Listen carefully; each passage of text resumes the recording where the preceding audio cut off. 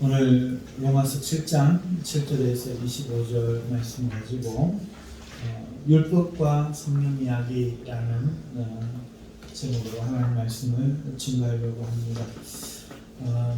먼저 우리 주위에 계신 성도님들 한번 인사하십시다. 안녕하세요. 반갑습니다. 한 주 잘 지내셨습니까? 오늘 김문목 성도님이 괜찮으신지 안 보이시고, 또 김희숙 성도님 발이 아파서 못 오신 것 같고, 또 규민 형제는 연락을 못 받았는데 아마도 지금 함께 영상으로 예배를 드리고 있는 것 같습니다. 그리고 또 멀리서 연하도 지금 예배를 연하 형제도 드리고 있습니다. 우리 함께 하나님께 기도하고 말씀을 받도록 하겠습니다. 거룩하신 하나님 아버지, 감사합니다. 우리 이름으로 살았더라면 영원토록 죽었을 우리를 주의 이름을 주사 은과 금은 없지만 예수님의 이름이 있게 하신 하나님, 하나님이 우리의 옛사람을 벗고 오직 주의 이름으로 살아가기를 원하오니, 주의 우리 같은 아버지 여사를 사랑하여 주신 하나님께 감사하며 나아가오니 우리를 받아주시고, 이 시간도 그 은혜로 우리를 대하여 하나님의 말씀이 오늘 우리 심령에 들리게 하시고 하나님의 음성을 듣는 복된 시간 되게 하여 주시옵소서. 예수님의 이름으로 기도하옵나이다. 아멘. 오늘 본문 말씀을 우리가 보는데 조금 연결 접속사 같은 말이 좀 필요한 것 같습니다. 왜냐하면 지금 이어져가는 강의고 또 내용이 끊어서 하다 보니까 한 주간이라는 그 터울 속에서 들으면 금방 또 연결되지 않기 때문에 그렇습니다. 그래서 간단하게 우리가 생각을 하면, 기억을 해보면 지금 율법에 대하여 이야기를 하고 있습니다. 그리고 그 율법을 버리라 이렇게 사도 바울이 권면하고 있는 상황이고, 그러면서 예수 그리스도의 은혜, 십자가로 주시는 하나님의 용서, 이것이 너희를 정말 구원하는 것이다 하는 것을 드러내는 과정 가운데서 율법 이야기가 진행되고 있고, 율법은 너희에게 구원을 주지 못하기 때문에 예수님을 붙잡아야 된다 이렇게 말씀하고 있습니다. 자, 그래서 오늘 7절을 보면은 이런 질문으로 시작됩니다. 그런즉 이러이러한 이야기가 사실이다. 그렇기 때문에 이런 결론이죠. 그런즉 우리가 무슨 말을 하리요? 그러면 우리가 어떻게 말해야 되느냐는 생각해야 되는 거죠. 어떻게 판단해야 되느냐? 그러면 결론적으로 율법은 죄냐? 이렇게 묻는 겁니다. 왜 율법이 죄냐? 이렇게 묻는가 하면은, 지금까지 바울이 소개 잠깐 앞에 했지만, 율법은 결론적으로 율법을 범한 자에게 저주를 선언한다 이렇게 지금 사도 바울이 말하고 있기 때문이에요. 율법 조문이 좋은 것을 우리가 생각하지만, 좋은 거 맞지만 결론적으로 그 조문을 어긴 사람들은 하나 없이 죄를 범한 사람으로 저주를 받기 때문에 이 말을 지금 하고 있고, 또 바울은 율법에 대하여 이제 우리는 이제 죽었다, 상관없다, 끝났다 이렇게 말하고 있고, 또 율법으로 말미암아서 이 죄가 죄의 정욕이 이 우리 지체 중에서 역사하기 때문에 그렇다. 그리고 마지막으로 우리가 이제 율법 조문에 얽매이는 것, 다시 말하면 율법 조항들을 지켜야만 하는 그런 것에서 벗어났으니 새로운 것으로 하자 이렇게 말하기 때문입니다. 이상으로 볼 때 이런 것들 가지고 계속해서 율법에 대해서 말하고 있으니까, 어떻게 막 보면은 율법에 대해서 굉장히 안 좋은 것, 부정적인 것으로 그 이미지가 사람들에게 이제 고착되겠죠. 율법 나빠, 율법 싫어, 율법 필요 없어, 율법 버려야 돼, 율법은 우리를 죽여, 이런 이야기를 계속 하니까 그러면 율법은 나쁜 건 같다. 이렇게 하니까 율법이 죄냐 이렇게 하는 거죠. 묻게 되는 겁니다. 뿐만 아니라 사람은 신이라는 게 있는데 어떤 사람을 의지했을 때 그리고 믿었을 때 거기에 대하여 우리가 그 불신하게 될 배신의 어떤 상황이 발생하면은 의지했던 것 이상, 믿었던 것 이상으로 반감이 생기는 거예요. 마찬가지로 지금 율법에 대해서 좋게 평생 그걸 자랑으로 여겼는데 그 율법이 그런 역할을 했다 하니까 뭐야? 그 율법이 그렇게 지독한 거였어? 나쁜 거였어? 마귀의 어떤 하수인 같은 거야? 끔찍하네? 이렇게 해서 율법에 대한 반감이 사도 바울의 말을 믿는 자들에게는 율법을 반감하는, 거부하는 그런 반응이 생겼을 거고, 또 한편에서는 오히려 사도 바울을 못 믿으면서 율법이 그럴 리가 있나? 그럼 율법이 죄란 말이냐? 이런 또 마음이 들 수가 있는 거죠. 그래서 이 질문을 하는 겁니다. 율법이 죄냐? 그럴 수 없느니라 이렇게 선언하는 겁니다. 그러면 왜 율법이 그럼에도 불구하고 앞에 그런 부정적 이미지를 주는 것에도 불구하고 죄가 아닌가 하는 것을 이제 그 다음 절부터 오늘 7절부터 이제 사도 바울이 설명하고 있는데요. 오늘 본문이 읽어보시면 굉장히 좀 난해하고 알기는 알겠는데 무슨 말을 하는 건지 명확하게 조리 있게 납득하기가 좀 어려운 그런 부분이 있어서 오늘 제가 설명을 드리면서 한번 갈 터인데 잘 한번 따라오시면 좋겠습니다. 그러면 이러한 앞에 이야기한 이야기에도 불구하고 율법은 왜 죄가 아니냐, 왜 죄로 생각해서는 안 되느냐 하는 것을 지금 바울이 이야기하는데 율법이 말하는 바 먼저 역기능부터 말합니다. 그러니까 어떤 것을 이야기하려면 순기능과 역기능, 앞의 모습과 뒷모습을 다 봐야 되잖아요. 그러니까 율법의 부정적인 기능부터 먼저 이야기를 함으로써 오히려 율법을 보호하고 율법을 좋은 것으로 나타내려고 사도 바울이 지금 역기능부터 이야기합니다. 율법이 죄냐? 그럴 수 없느니라 라고 말합니다. 그러면서 율법으로 말미암지 않고는 내가 죄를 알지 못하였으니 곧 율법이 탐내지 말라 하지 아니하였더라면 내가 탐심을 알지 못하였으리라 이렇게 말해요. 여러분 율법 조문들이 죄라는 게 어떤 건지를 하나하나 보여준다는 거죠. 그래서 탐내지 말라 하는 이 계명, 탐내지 말라가 몇 계명이죠?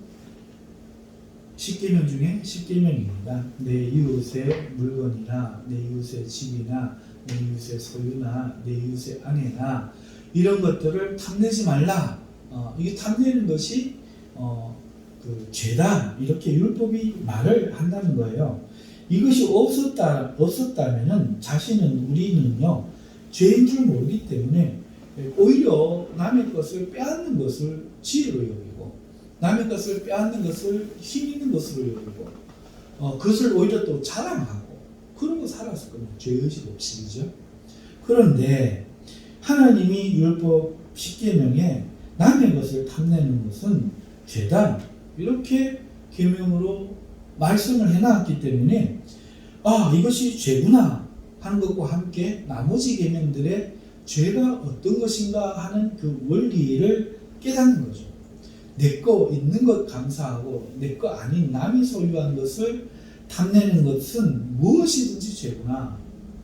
탐심이 죄구나. 그럼 이건 탐심이구나.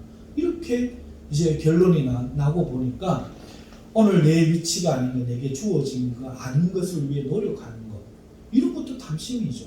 내가 열심히 하다 보니까 그렇게 되어서 내가 열심히 장사를 하려고 하다 보니까 인정도 받고 맛집도 되고 이렇게 해가지고 돈도 벌고 하는 이런 것은 죄가 아닌데 저 옆에 장사가 너무 잘 되는 거예요. 나도 저렇게 해야겠다고 같은 직종을 그 옆집에다 차려가지고 돈을 벌어보겠다고 하는 것은 탐심인 거죠.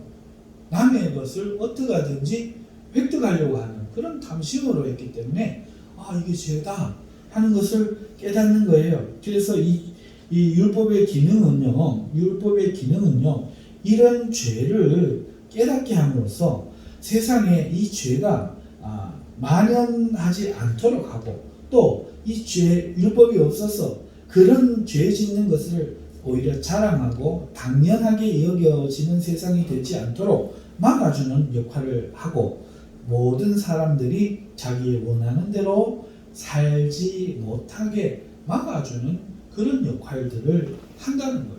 당장 우리 성도들만 봐도 마음에 원하는 것이 있어도 주님 때문에 실행에 옮기지 않고 못하잖아요.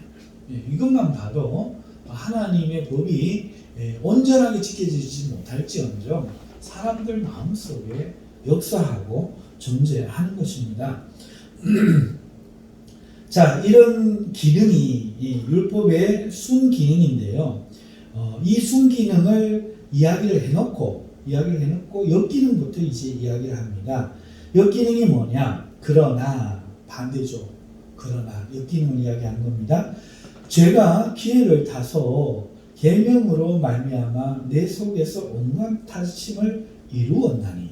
여러분, 이 죄라는 것이요, 이 율법에 있는 계명을 가지고 기회를 타서 내 마음에 탐내지 마라 하는 이 계명 가지고 탐심을 갖게 만들었다, 이렇게 말하는 거예요. 이게 역기능이라는 것입니다. 여러분, 죄라는 것은 생명체가 아닙니다. 죄라는 것은 살아있는 인격이 아니에요. 죄라는 어떤 존재가 하나님께 창조되어서 하나님을 거역하고 하는 그런 것이 아니라, 죄라는 것은 하나님의 의에 이르지 못한 상태, 그게 모든 것이니까 어쩌면 현상이지 무생물과 같은 거예요. 바람이 살아있지는 않지만 부는 것처럼 죄의 영향력이 실존하지만 그래도 죄는 생명체가 아닙니다. 그러니까 죄가 스스로 인격처럼 그렇게 내가 사람들을 타락시켜야지 하고 기회를 가지고 타서 계명을 가지고 사람 마음에 탐심을 이루는 존재가 아니라는 거죠. 오늘 이 말은 그저 의노하는 의노. 그래서 사람인 양, 인격이 있는 양, 이렇게 죄를 의노해 가지고 죄가 늘 그렇게 하는 것은 아니지만 어떤 기회에, 탐심과 연결될 어떤 기회에 죄가 그 사람 마음에 남의 것을 탐내지 마라 했는데, 어떤 사람 마음에 그 계명을 가지고 탐심을 가지도록 생각하게 하는, 자극하게 하는 계기가 되었다, 이런 뜻이에요. 예를 들어서 어떤 사람이 자기에게 보물 하나가 있어요. 진주, 돼지에게 진주처럼 이 보물 하나를 가치를 모르고 막 굴러다니는 거예요. 마당에 굴러다녀요. 여러분, 마당에 굴러다니면 조금만 더 나와서 쌀분 밖으로 차놨든지 쓰레기통에서 버리면 주워오면 그건 죄가 아니죠. 그런데 보물인 줄 모르는 그 사람이 죄겠죠. 그런데 그 보물을 아직 마당에 있는 것을 주워오려는 마음을, 탐심을 가지면 그때의 계명이 그 사람에게 그건 죄다 이렇게 가르쳐준다는 거예요. 하지만 탐내지 마라 한 그 계명 때문에 오히려 남의 것을 탐내지 않고 그전에는 생각 없이 막 훔쳐도 됐는데 이제는 저 어떻게 할까? 어떻게 합당한 방법으로 저것을 가질 수 있을까? 이런 마음을 싹트게 한다는 거죠. 사람 마음이 그렇게 한다는 거예요. 예를 들어서 유대인들이 했던 방법이 뭐죠? 유대인들이 했던 방법이 남의 여자가 탐이 나는 거예요. 저 남자의 여자가 탐이 나는 거예요. 그럼 어떻게 하죠? 그 여자에 대한 나쁜 소문을 냅니다. 그래가지고 부채질해갖고 그 남편이 여자를 버리면 결혼한 거죠. 그럼 죄를 안 짓는 거잖아요. 그러니까 난 죄 안 짓는 거예요. 왜? 남편이 버렸고 그 버린 여자하고 당당하게 결혼을 했으니까 죄를 안 지은 거죠. 그런데 성경은 말하는 거, 율법은 말하는 거예요. 아니다. 네 마음에 탐심이 있었지 않느냐. 탐내는 것 자체가 벌써 죄고 그래서 행동한 그것이 죄다. 여인을 보고 음욕을 품는 자마다 라는 것이 같은 뜻인 거죠. 그래서 이런 탐심을 알려주는 순기능도 있지만 반대로 사람은요 그렇게 어떤 기회가 있을 때, 항상 그런 게 아니라 어떤 기회가 있을 때 탐내지 말라는 이 계명이 탐내는 것도 있고 이런 것은 또 죄구나 하는 것을 인식하는 순간 그 사람의 무엇을 탐낼 수 있다 이런 마음을 가질 수 있다는 거죠. 문제는 사람이에요. 이 죄는 생명체가 아닙니다. 하지만 문제는 사람이에요. 탐심이 죄라는 것을 어떤 사람이 인식하자 내가 탐심을 가질 수도 있구나 라고 생각을 할 수 있다는 거예요. 그리고 사람의 인식이 자기 속에 있는 탐심을 확인하니 그것을 깨달으니 그때부터 탐심이 이제 슬슬 발동을 걸기 시작합니다. 이걸 이야기하는 겁니다. 예를 들어서 동성애를 이야기를 하는 것입니다. 동성애는 저희 어릴 때는 생각도 못했고 알지도 못했던 겁니다. 그게 무엇이겠나 이런 생각이 듭니다. 하지만 자라면서 우리나라에도 동성애가 많고 동성애자들이 많고 동성애자들이 그렇게 하는 것은 여성과의 일상적인 관계에서는 얻을 수 없는 극한 쾌락이 있기 때문에 동성애를 한다 하는 것이 이제 의학계적으로 과학적으로 밝혀진 거예요. 자, 그러자 어떤 현상이 일어나요?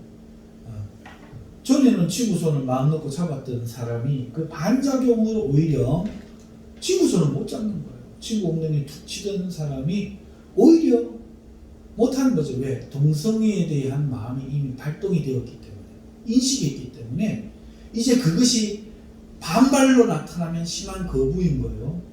순반으로 나타나면 동성애를 이제 시작을 하는 거죠. 지금 이걸 이야기하는 거예요.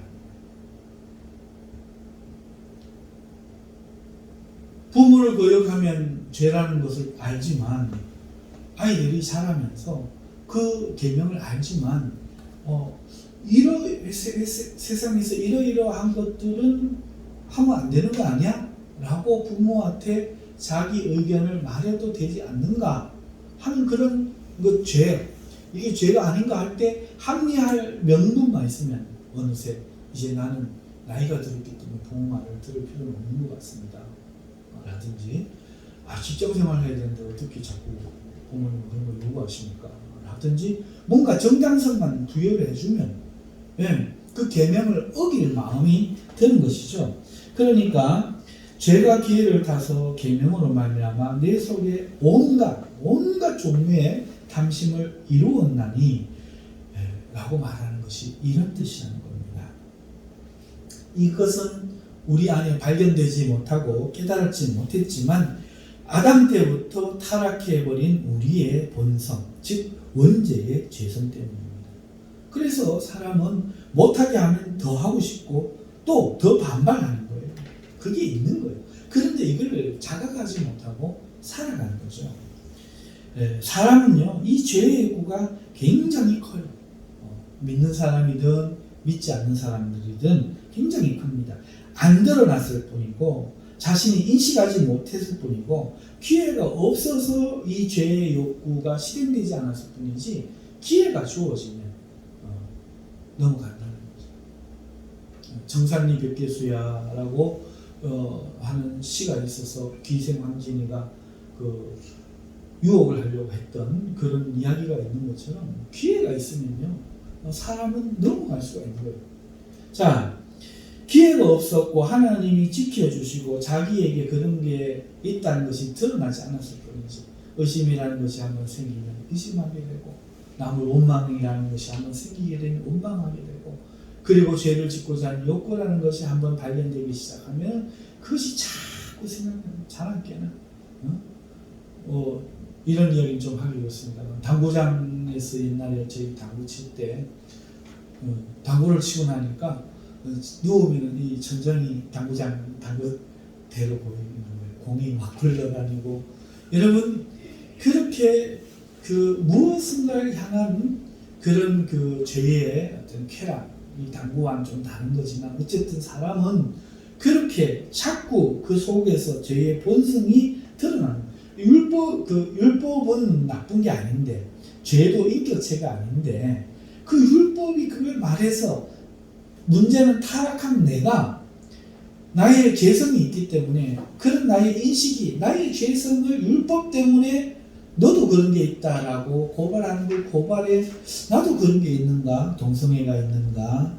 탐냄이 있는가? 뭐가 있는가? 이렇게 딱 고착하고 딱 드러나는 순간에 오히려 그걸 몰랐을 때는 괜찮았는데 어떤 기회가 되었을 때 어떤 상황이 됐을 때 딱 스파크가 맞으면 산불이 일어나는 것처럼 그렇게 안 믿는 사람도 믿는 사람도 죄를 짓게 된다는 거죠. 그게 이 죄를 의인화시키는 거예요. 죄가 기회를 타서 계명으로 말미암아 내 속에 온갖 탐심을 이루었나니 했지만 사실은 우리가 그런 건데 그걸 설명할 길이 없어요. 이렇게 의인화해서 말을 한 거죠. 이는 율법이 없으면 죄가 죽은 것이다. 이게 무슨 말이에요? 율법이 없으면 죄가 죽었다. 이 말도 이런 것이죠. 이미 설명했지만 어떤 것이 죄인지에 대한 이런 율법 조문이 없었더라면 그것에 대한 인식이 없었으니까 그것에 대한 죄책이 없었다는 거죠. 그러니까 죽은 거죠. 여러분 그 어떤 누드촌 해변이 있대요, 그죠? 누드촌 해변도 있는데 그 사람들이 그런지는 모르겠어요. 그런데 신기한 거는 어떤 욕망을 가지고 그 해변을 찾았던지 간에 거기서 오래 생활을 하다 보면 이제 그 생각이 안 든답니다. 다른 사람의 몸을 보고 이상한 생각이 안 든대. 왜? 그게 일상이 되니까. 마찬가지 이유로 그 아프리카의 소수 부족이나 어떤 브라질 열대에 발견되지 않는 종족 중에는 나체로 살아가는 사람들도 있는데 그 사람들은 그런 생각을 안 한대.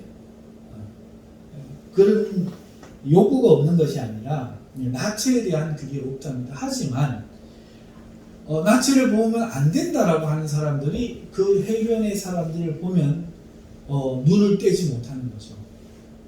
우리 청년들이 왜 야한 동영상을 못 끊느냐 하면은 그러한 이유 때문에 금지됐기 때문에. 그런데 율법의 조문이 보면 안 돼. 그러면 나쁜 거야. 라는 조문이 그 죄에 대해서는 오히려 나를 살게 한다는 거죠. 율법이 없었으면 죄가 죽은 것, 역사를 못 하는데 율법이 주어지니까 이제부터는 반대가 되는 거죠. 그게 9절입니다. 전에 율법을 깨닫지 못할 때에는 내가 살았더니 계명이 이르면 죄는 살아나고 나는 죽었다.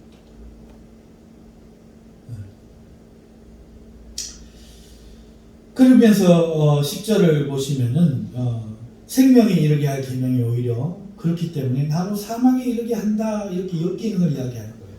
그 계명으로 나의 죄성이 드러나게 되고 그 죄성이 있음을 알고 나니 오히려 유혹이 강렬해지고 전 같았으면 없었을 그 유혹이 강렬해지면서 전 같으면 모르고 짓고도 갑자기 없고 또 지을 생각도 안 할 텐데 그냥 지나가는 일이었을 텐데 이제는 그 대가가 사망인 것을 알면서도 자꾸 이끌리고 있는 자신을 보게 된다. 그러니 결국 계명이 나를 죽이는 것이 된다. 이게 10절의 말씀인 거죠.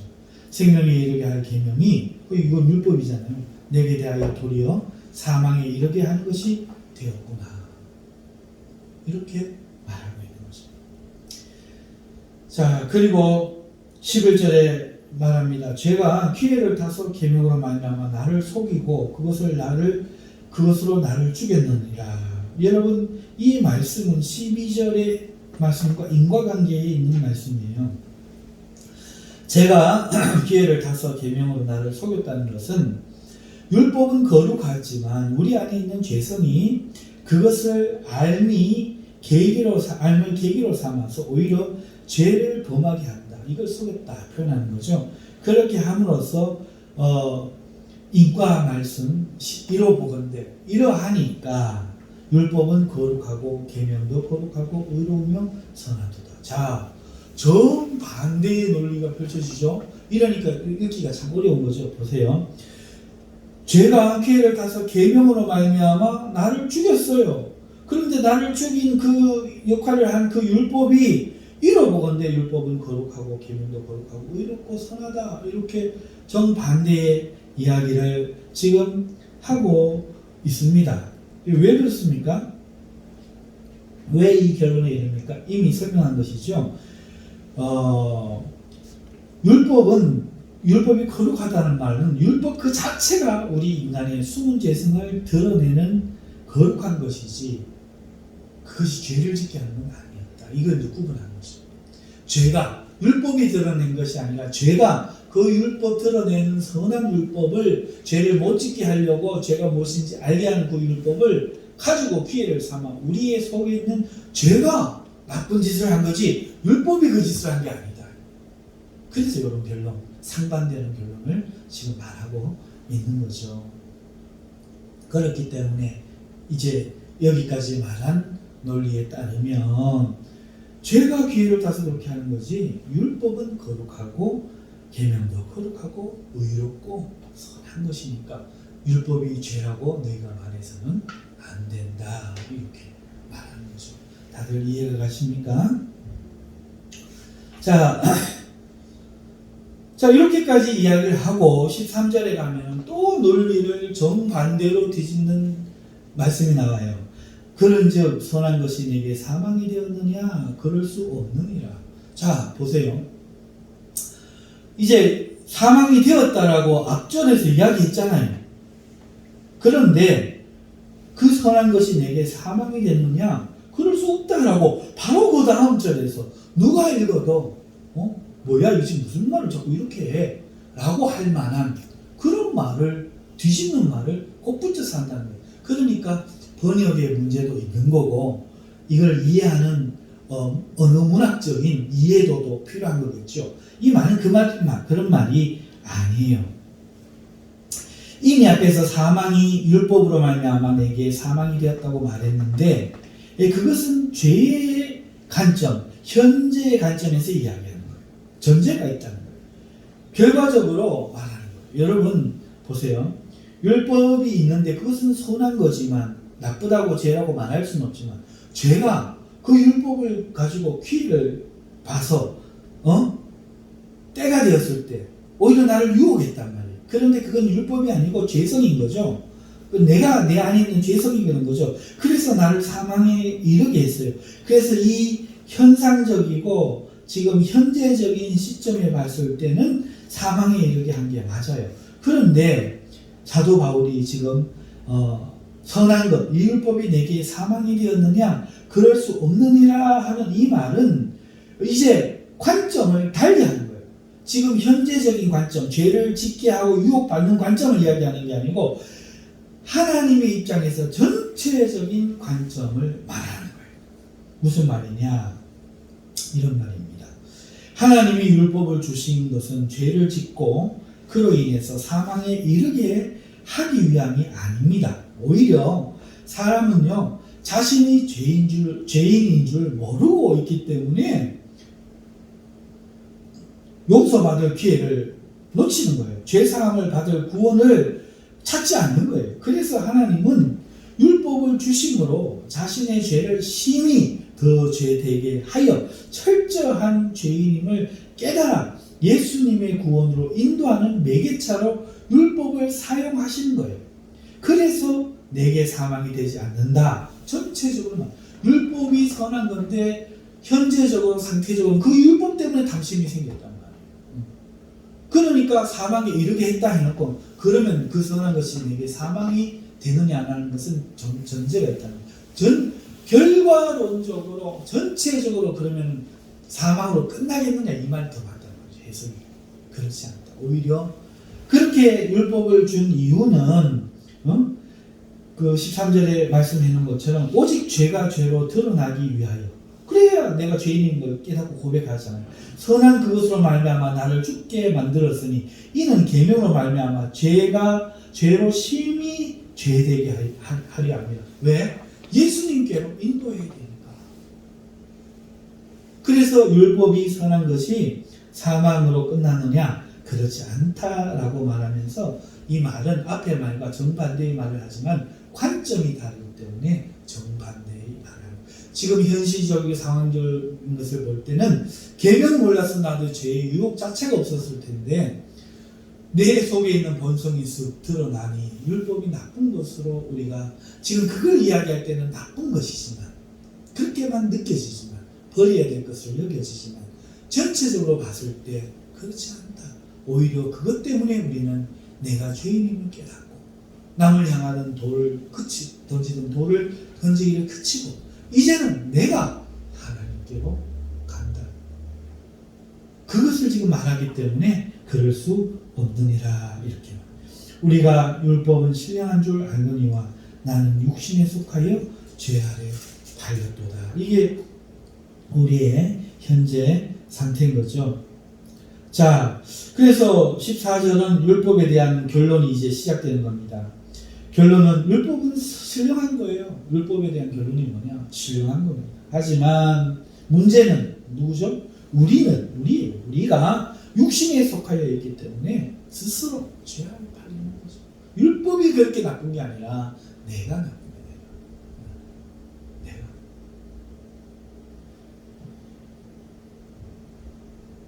그래서 율법이 지키라고 하는 것은 선한 것입니다. 여러분, 바리새인들이 예수님께 책망을 많이 받았지만은 바리새인들의 행위는 본받지 말고 뭐는 들으라 했습니까? 그들의 가르침은 들어라. 예수님이 가르쳐 주셨죠. 그러면서 그럼 이 바리새인을 거부하라는 뜻입니까? 거부하지 말라는 뜻입니까? 거부하지 말라는 뜻이죠. 가르침은 받고 그렇지만 행위는 따라하지 마라. 그런데 사람은 어떻게 하죠? 하나님의 가르침도 거부하고 바리새인도 거부하고 그런 자기가 더 하나님께 죽어가는 줄도 알지 못하고 그러한 하나님의 뜻을 생각하지 않고 자기의 마음을 생각하는 그런 룰을 범하기 때문에 그러면 성경을 가르치는 자들이 바리새인이고 사두개인인데 그들이 어디 가서 하나님 말씀 듣겠어요?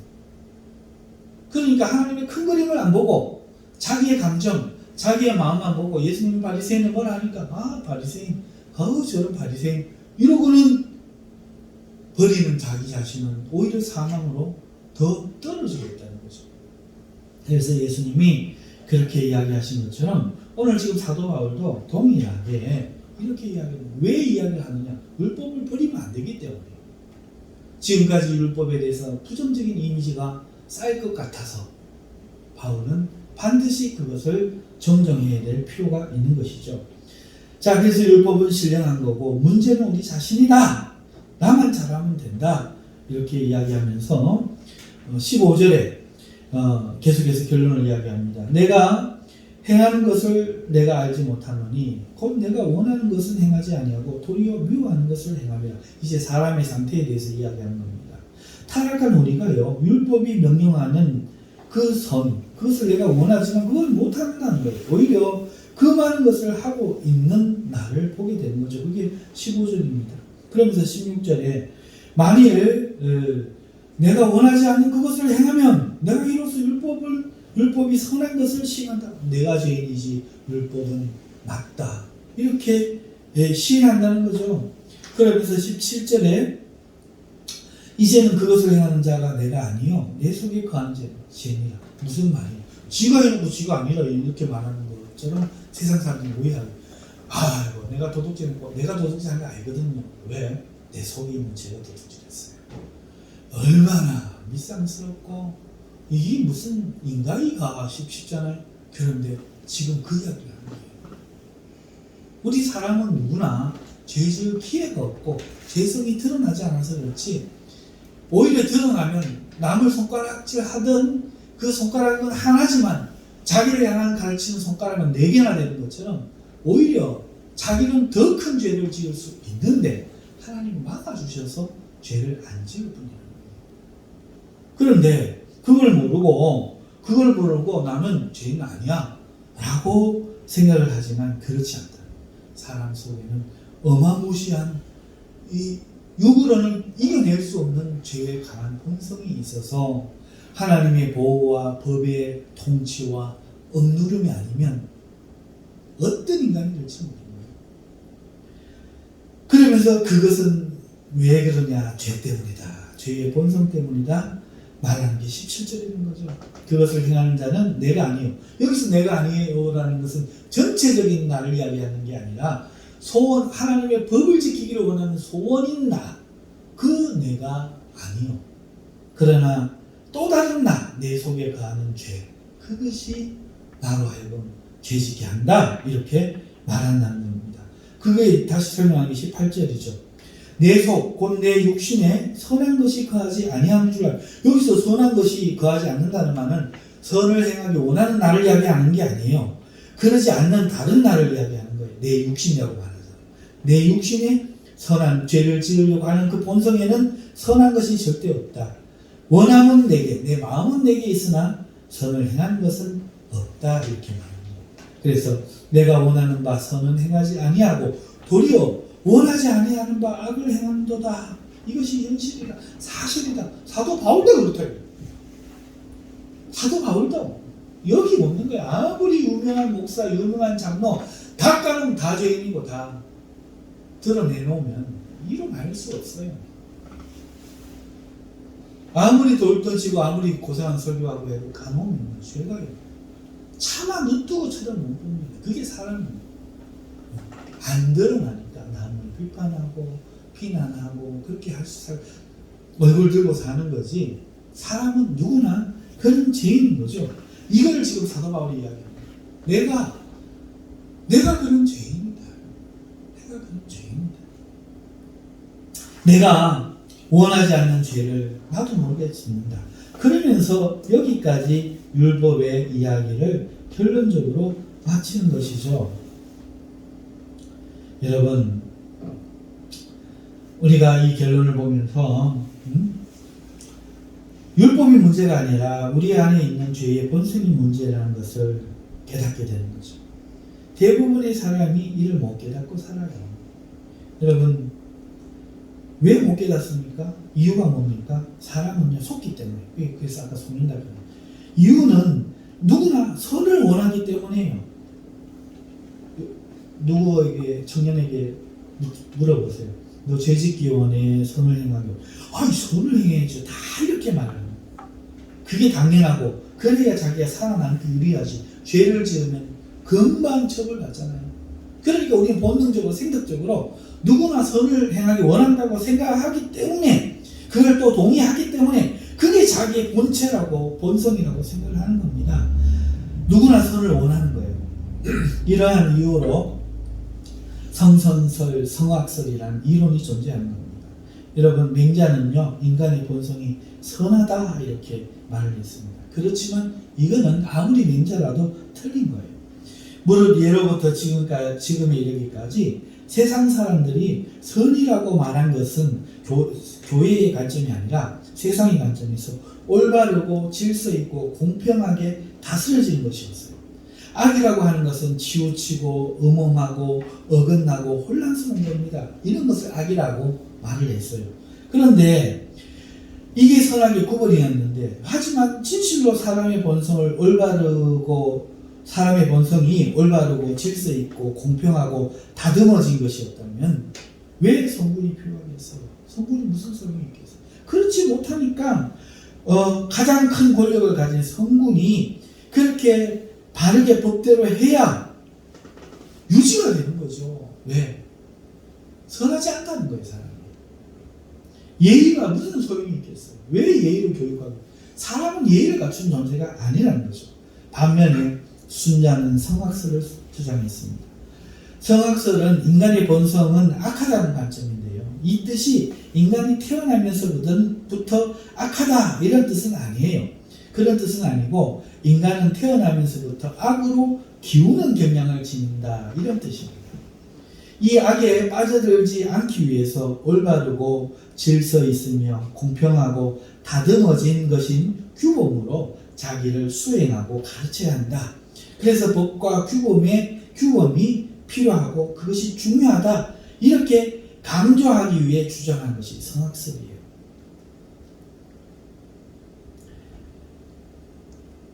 인간 내면에 있는 본성이 악으로 빠지게 되기 때문에 인간 밖에 있는 법과 죽음으로 다스려야 한다는 거죠. 순자의 이 성악설은 바울이 말하는 율법에 대한 주장과 어떤 면에서 같습니다. 사람은 악으로 기우는 경향이 있다는 것이 아니라 사람은 악하게 태어난다는 것이 성경의 주장과 다릅니다. 처음부터 사람은 악하게 태어나는 거죠.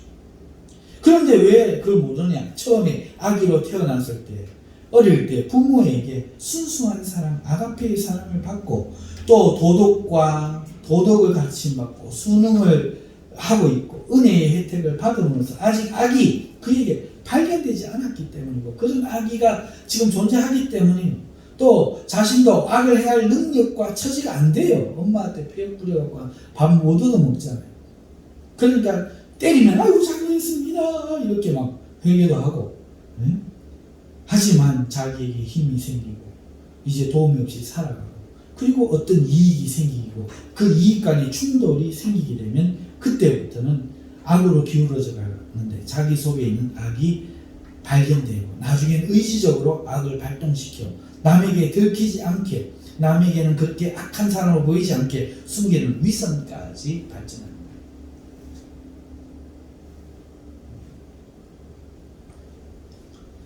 사람이 왜 이렇습니까? 자신 속에 있는 죄성이 있기 때문에 그 이야기를 지금 하고 있는 겁니다. 이 죄성은 육체에 속해 있어요. 육체에 속해 있어요. 그래서 육체의 생존 본능과 결합되어 있는 거예요. 아무도 여기서 벗어날 수 없어요. 내가 살기 위해서 너를 먹어야겠다는데. 사람이 토끼가 다 풀만 먹으면 사료가 왜 있겠어요? 그런데 이제 먹을 게 있어도 고기를 먹잖아요. 먹을 게 있어도 고기 맛이 좋은 걸요. 이게 사람의 타락한 마음이에요. 이러한 생태적인 것에 대한 갈등에 대해서 바울이 18절에서 20절에 다시 한번 설명한 내용이 바로 18절에서 20절이고, 이것이 율법에 대한 결론인 거죠. 율법은 선하지만 우리가 악하다. 자, 이렇게 말을 하고, 그러면 이런 우리는 어떻게 해야 되는가에 대해서 말하기 위해서 이제 율법 이야기가 맞춰지고 성경 이야기가 시작되는 겁니다. 그러면서 이걸 극복하기 위해서 먼저 우리가 이해할 필요가 있는 거죠. 그러므로 내가 한 법을 깨달았노니 선을 행하기 원하는 나에게 악이 함께 있는 것이로다. 자, 이 이해가 필요하기 때문에 이때 이 이야기를 길게 한 거죠. 믿는 사람들이 꼭 이걸 알아야 될 필요가 있는 거예요.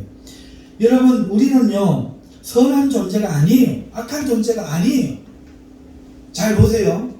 결론적으로 생각하세요. 우리는 선한 존재도 아니고 악한 존재도 아니에요. 이걸 이해해야 돼요. 여기서 나는 그리스도인, 우리 그리스도인은요 선한 존재도 아니고 악한 존재도 아닙니다. 우리 속에 거듭난 속사람, 다시 말하면 새 사람은 하나님의 법을 즐거워하고요. 그 다음에 우리의 육의 사람은, 이 본능의 사람은 죄의 법에 매여 있는 거예요. 이게 지금 공존하는 거예요. 여러분, 오늘 우리는 하나님을 믿고 예수님을 믿고 우리의 속사람이 있는데, 이 속사람은 거듭난 사람이에요. 이 사람은요 하나님의 법을 즐거워하는 거예요. 세상 사람들은요 하나님의 법을, 다시 말해서 의를 행할 수 있기를 즐거워하기까지는 않아요. 단지 그 의를, 율법의 조문들을 어길 때 죄책을 느끼고 안 들키게 하는 거예요. 그저 안 해야 되는데 하는 이는 저항 정도 그러다가 하는 거예요. 안 믿는 사람은. 그러나 그 마음이 의를 기뻐까지는 안 한다는 거예요. 근데 예수님 믿는 사람은 거듭났기 때문에 차이가 있어요. 의를 기뻐하는 거예요. 죄를 미워하는 거예요. 하지만 반대로 육의 사람이 있다는 거죠. 이러한 그리스도인들에게 다른 법, 곧 본능이 있다는 거예요. 선을 원하는 속사람에 맞서서 이기는 법. 그래도 내가 먹어야 되는데, 그래도 내가 입어야 되는데, 그래도 내 자존심이 있는데, 내 입장이라는 것이 있는데, 이런 죄의 법이 싸워 사로잡아 오려고 한다. 이것이 살아있는 동안 이 몸이 구원을 받기까지는 계속 된다는 거예요. 그래서 사도 바울이 뭐라고 이야기합니까? 내 속으로는 하나님의 법을 즐거워하되 내 지체 속에서 한 다른 법이 내 마음의 법과 싸워 내 지체 속에 있는 죄의 법으로 나를 사로잡는 것을 보는도다. 청소년 너희에게 자유행위를 끊으라 하면은 뭐라고 하는 거예요? 안 되는 거예요. 알아요. 회개하고 눈물 울고 하나님 다시는 그러지 않겠습니다. 기도를 한단 말이에요. 그래 놓고는 그 호르몬의 왕성한 그걸 못 이기고 또 어느 순간 보면 그러고 있는 거예요. 왜 그래요? 그게 죄의 본능이라는 거예요. 도둑질하지 말아야 되는데 배고픔이 죽게 생겼으니 남의 빵을 훔치는 거예요. 뺏는 거예요. 이게 우리 여질이라는 거죠. 이걸 이해해야 될 필요가 있다. 그래서 지금 이렇게 길게 이해하는 거예요. 우리 신앙을 바로 이해하고. 그런데 마귀는 속이는 거예요. 예수님 믿고 진정으로 오거든요 하면 죄는 없어진다. 누가 이랬습니까? 조용기 목사님 그랬다고. 이거 평가하는 게 나쁜 게 아니에요. 사실을 봐야 돼요. 한때 잘못 알고 착각을 해서 이제 진정한 거듭난 사람은 빨개 벗고 이렇게 있어도 부끄러운 걸 못 씁니다 하고 전산에 뭔가 오시락해가 막 둘이서 빨개 벗고 여러분 그렇지 않아요. 우리는 그렇지 않아요. 오늘 우리는 지금도 유혹받고 있고 지금도 미워하고 싶고 있고 지금도 의심하고 지금도 원망하고 지금도 내 탓이 아니라 네 탓이라고 말하고 싶고 내 문제라고 말하면 괴로울 것 같으니까 책임을 돌리면 내 마음은 편해. 아 이것만 없으면 되는구나. 이렇게만 안 하면 되는구나. 이렇게 생각을 하고 하지만 그게 문제가 아니라는 거예요. 바리새인만 없으면 유대가 깨끗해진 게 내가 문제예요. 내가. 그것을 배울 만한 때가 되면 하나님이 그 사람으로 하여금 죄를 짓게 한다. 왜? 그걸 허용하시고 죄를 짓게 하는 게 아니라 허용하는 거예요. 그래서 아하 나도 참으로 흉악한 죄인이구나. 드러나게 하나님 명령 따르겠습니다 하지만 이래가 못 지켰습니다. 저렇게 하지 못하겠습니다 하지만 용서할 수밖에 없는, 용서해야만 되는가 못해야만 되는가 하는 그 상황에 들어갔을 때 이제 고민을 하게 됩니다.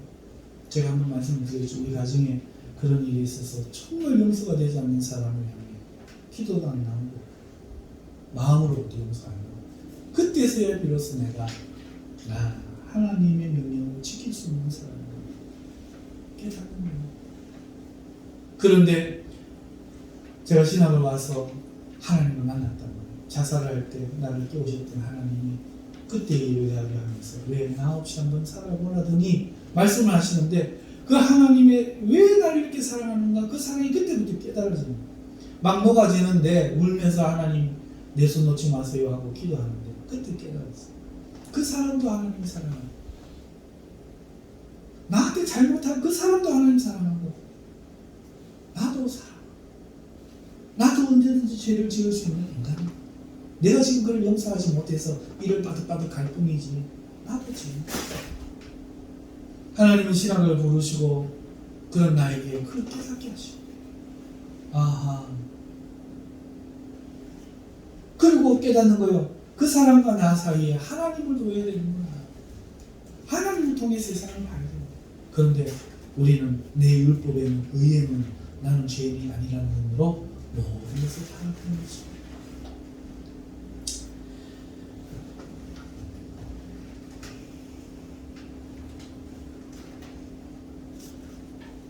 여러분 그래서 우리가 이걸 이해할 필요가 있어서 먼저 사도 바울이 내가 한 법을 깨달으면 알아야 된다는 거죠. 선을 행하기 원하는 나에게 악이 한 개. 우리 선한 존재도 아니고 악한 존재라고 말할 수 없어요. 우리는 선과 악이 함께 있어요. 내 속사람으로는 하나님의 법을 지고 이게 거듭난 우리의 마음이에요. 하지만 내 지체 속에서 한 다른 법, 생존 본능이 내 마음의 법과 싸워 끊임없이 내 지체 속에 있는 죄의 법으로 나를 사로잡는 것을 보는도다. 보는도다 현재형이에요. 지금도 바울도 그렇다. 눈물로 사랑의 사도바들 이제 성질 같으면 마가를 막 화내고 막 갈랐었잖아요. 그 성질로 자기를 대항하는 그 성도들 예수의 이름으로 저주하노니 이러고 싶지 않았겠어요. 그런데 그걸 눈물로 다 참은 거예요. 그러면서 이걸 보는 거예요. 이런 상태를 사도 바울이 말을 합니다. 오라 나는 공고한 사람입니다. 이 사망에서 몸에서 누가 나를 건져내요? 여러분, 우리 성도들과 바울, 그 성령 충만한 바울과 베드로 포함 우리 모두가 이런 공고한 자죠. 죄 없이 가고 있습니까? 할렐루야. 하나님께 감사하십시오. 죄를 지었습니까? 그렇습니다. 당신 원래부터 죄인이었습니다. 그게 드러난 것뿐이에요. 그러니 하나님 앞에 나아가기를 멈추지 마십시오. 두 손 들고 나가십시오. 회개하고 나가십시오. 우리 모두가 그런 죄인입니다. 그러면 이런 삶을 어떻게 하랴? 우리 주 예수 그리스도로 말미암아 하나님께 감사합니다. 하나님이 일단 죄를 용서해 우리를 받아주셨구나. 할렐루야. 그런즉 내 자신이 마음으로는 하나님의 법을 육신으로는 죄의 법을 섬기노라. 하지만 이 죄의 법을 섬기고 넘어진 것 때문에 처벌받지는 않는구나 하는 것을 알고 이제 성령께서 이런 상태의 그리스도인을 어떻게 도우시는가가 이제 그 8장 1절 이후에 펼쳐지는 이야기죠. 다음 주부터 또 성령님이 그럼 이제 어떻게 이런 우리를 도우시는가 이 이야기를 하는 겁니다. 그러므로 이제 그리스도 예수 안에 있는 자에게는 결코 정죄함이 없느니 정죄함이 없다 선언해 놔놓고 이제 정죄함은 없지만 어떻게 이 육체의 법과 싸워 이기느냐 여기에 대해 이야기하는 게 그 다음 이야기다 하는 것입니다. 오늘은 여기까지만 하고 끊고 결론을 지어보겠습니다. 우리는 예수님을 믿고 구원을 받기 때문에 율법에 대한 많은 오해를 합니다. 첫째, 율법은 이제 필요 없다는 거예요. 이런 주장을 실제로 합니다. 하지만 율법은 선한 겁니다. 이걸 지켜야 합니다. 둘째, 율법은 악하고 무익하다는 필요 없다는 거예요. 하지만 율법은 악하지도 않고 우리를 오히려 예수님께로 인도하게 합니다.